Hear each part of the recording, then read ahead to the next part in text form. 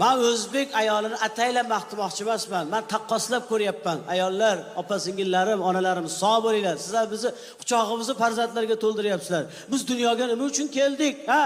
Mo'minni ko'paytirish uchun, zurriyotlar qoldirish uchun keldik.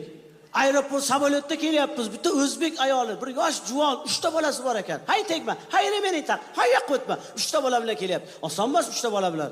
Lekin qarang, baxtli-da boyaga ayol. 3 ta bolasi bor ekan. Oldiroqda bitta Yevropalik ayol ketyapti. Chiroyli qiz. Uni ham qo'lida bola. Lekin uni bolasi sal kichkinaroq. Men aytdim, chala tug'ilganmikin dedim. O'zi gavdali ekanda. Men sal ko'zim tushib qoldi, bola qop-qora. Aytdim, eri afrikalik bo'lsa kerak dedim.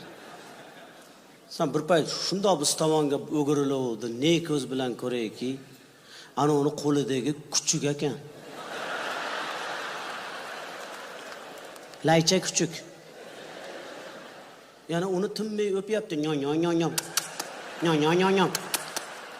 Ha meni o'p.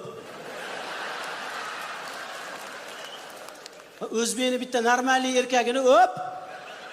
Shu qo'lingdagi kuchugingni bola qilib beradi. Yana men ekonom klassda kelyapman. Boyagi kuchuk biznes klassda ketyapti.